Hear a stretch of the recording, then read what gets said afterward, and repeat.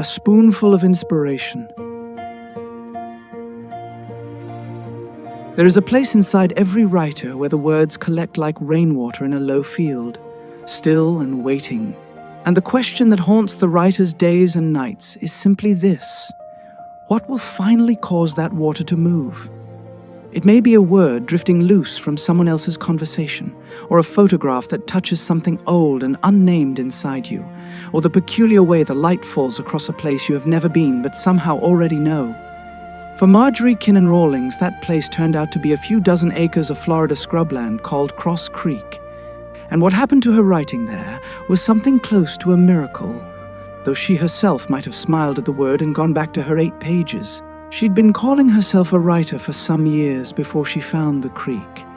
Though she carried the title the way a person carries a hat that doesn't quite fit.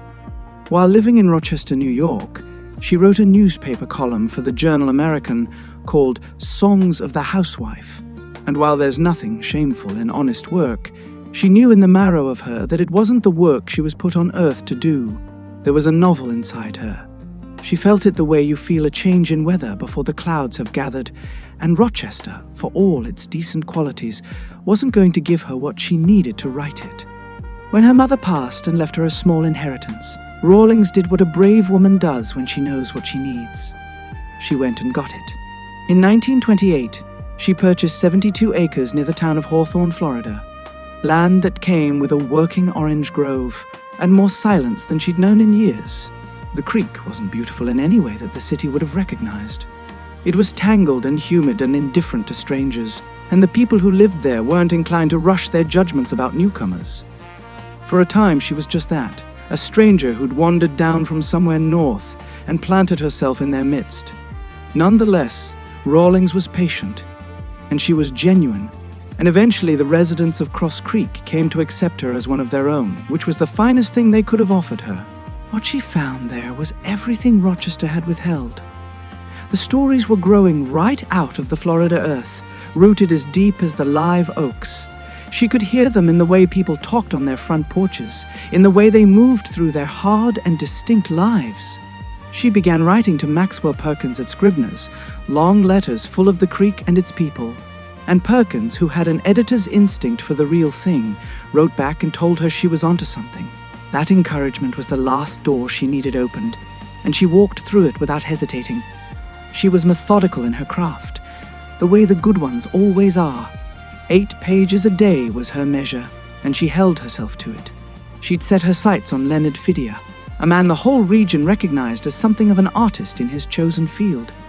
Fidia had a gift for combining a little of this with a spoonful of that until the mixture came together into something smooth and potent and right. He'd taught Rawlings how to make moonshine, and she found in him the raw material for a character she'd call Lant, a man who brewed liquor in the backwoods to keep his family fed and whole. The novel became South Moon Under, and it was only the beginning. The boy came to her attention later, or perhaps she'd noticed him all along and simply let the understanding of him ripen in its own time.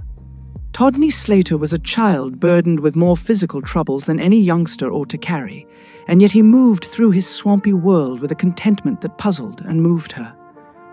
What struck Rawlings most was the boy's attachment to his pet deer. A devotion so complete, it seemed to say something true about the human need for beauty and tenderness in a life that offers precious little of either. She changed his name to Fodderwing when she put him in her book, and she treated him with the gentleness he deserved. It was another boy, though, who would carry the weight of her greatest work. Melvin Long became Jody, and the pet fawn that Melvin tended became Flag, and the two of them together, boy and deer, became The Yearling, which is a book that does what only the finest books manage to do.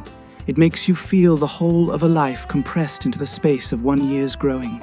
Calvin and Mary Long became Ezra and Ma, and the country around the creek became the Big Scrub, that distinctive stretch of Florida wilderness that Rawlings rendered so faithfully. You can feel the heat rising off the page.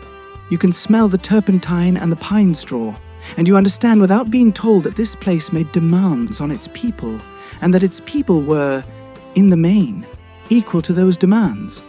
Not everyone in Cross Creek was pleased by what Rawlings had done with their lives and likenesses. Leonard Fidia, Melvin Long, and Calvin and Mary Long hadn't given her their permission, and several of them felt their portrayal wasn't entirely flattering. The sharpest grievance came from Zelma Kaysen, a census taker who'd been characterized in Rawlings' memoir, Cross Creek, as an ageless spinster, and who found that description considerably less charming than Rawlings had apparently intended. Kaysen and several others brought legal action against her, and for a time Rawlings found herself something close to unwelcome in the very place that had given her everything. She lost the case. That must have stung, and she'd have been less than human not to feel it. But it didn't stop her, and it didn't silence her, which tells you something worth knowing about Marjorie Kinnan Rawlings. She went on writing. Golden Apples came, and Jacob's Ladder, and Cracker Chidlings, and finally Cross Creek itself, the memoir that gathered up her years at the creek and laid them out with honesty and warmth and a humor that never turned mean. She'd found her voice down there in the scrub, among the orange trees and the still water and the proud, stubborn people who'd consented, however grudgingly, to let her belong to them for a while. It's hard to separate what was raw material from what was imagination, because a writer's imagination doesn't just invent things out of nothing. It takes what the world offers and transforms it, the way heat and time turn sugarcane into something that burns clean and sweet. Rawlings died in St. Augustine on December 14, 1953, and the land she'd lived and worked on became the Marjorie Kinnan Rawlings Historic State Park, which seems right and fitting for a place that gave so much. Her tombstone carries these words: "Through her writing, she endeared herself to the people of the world."